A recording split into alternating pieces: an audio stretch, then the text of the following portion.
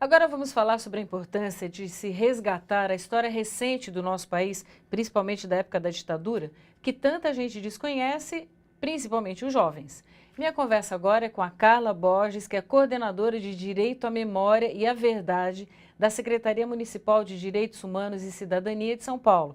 Boa noite, Carla. Boa Bem-vinda noite, aqui ao seu Márcia. jornal. Obrigada, eu que agradeço o convite. Bom, esse é o primeiro ano dessa coordenação, né? E esse foi um ano muito importante, porque teve a apresentação do relatório final em Brasília da Comissão Nacional da Verdade. Foi um ano que se falou muito de direitos humanos. Qual a avaliação que você faz desse primeiro ano e quais são as frentes de trabalho da coordenadoria? Esse tema de direito à memória e à verdade sempre foi uma prioridade do prefeito, já desde a campanha, e o eixo central sempre foi a criação de uma comissão da memória e verdade na prefeitura, né? Já existem várias pela cidade, mas tinha um compromisso de olhar para dentro de casa e entender qual foi o papel da prefeitura na repressão.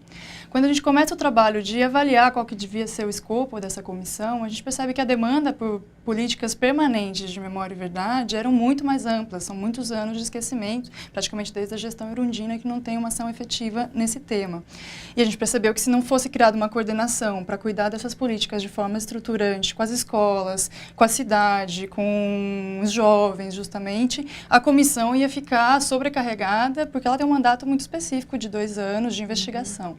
Então foi a decisão de criar a coordenação nesse ano, e aí são várias frentes de ação, né? A principal delas é a retomada da identificação dos mortos desaparecidos políticos. Foram encontradas mais de 1.000 ossadas no cemitério de Perus, né, em 1990, e até hoje a gente ainda devia resposta a essas famílias. Então esse é um dos eixos. Outro eixo bastante forte que ganhou força esse ano foi o trabalho junto às escolas, justamente, então educação para direito à memória e à verdade. Uma frente de cultura também, então diversas ações culturais, e esse ano teve destaque, são o ano dos 50 anos do golpe, então foram muitas ações pela cidade, em parceria com a sociedade civil, para trabalhar esse tema, para estimular a reflexão sobre esse tema. A gente fez, o lema era de conhecer para não repetir, né? Então, qual que é a implicação atual ainda desse legado autoritário? Então, várias ações também. Uma frente importante também são os sítios de memória, então deixar a cidade contar também sua história, e ela tem várias marcas desse período. Infelizmente São Paulo tem 1/4 aí dos desaparecidos e mortos nesse período, então com monumentos, os logradouros, né? A gente tem quase 30 ruas com nomes de pessoas que foram diretamente ligadas à repressão. Então são algumas das frentes de trabalho que a gente iniciou esse ano, e pretende, essa questão dos logradouros, por exemplo, vai ser um eixo central em 2015. Então a gente significa o quê? Mudar nomes de certas ruas, praças que levam nome de...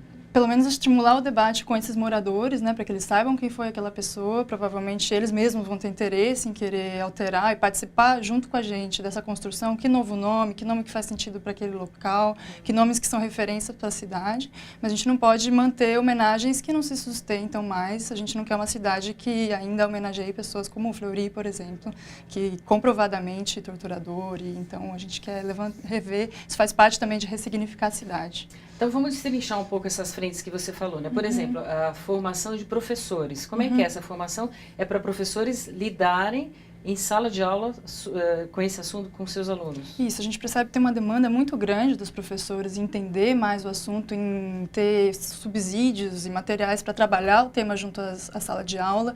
A formação inicial dos professores, ela ainda é muito incipiente nesse tema, ela não dá a profundidade que é necessária. Até pouco tempo, os materiais didáticos ainda falavam em Revolução, de 64.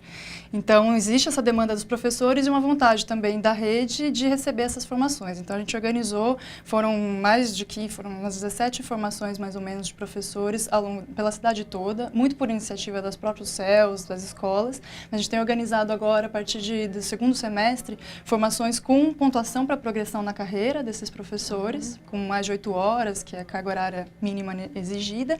E a ideia é prepará-los justamente para trabalhar esses materiais que a gente está encaminhando às escolas.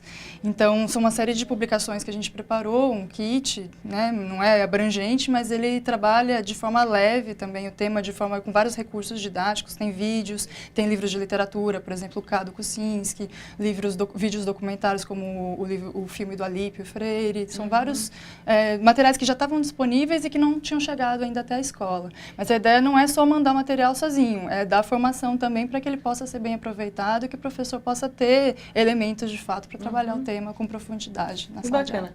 Bom, outro trabalho importantíssimo foi a retomada da identificação das ossadas na vala clandestina em Perus. Em qual é o estágio desse trabalho? Esse trabalho foi possibilitado por uma parceria do governo federal com a Unifesp também, a Secretaria de Direitos Humanos e a Unifesp, e a gente já analisou em 45 dias de trabalho científico mais de 100 caixas, 114 caixas.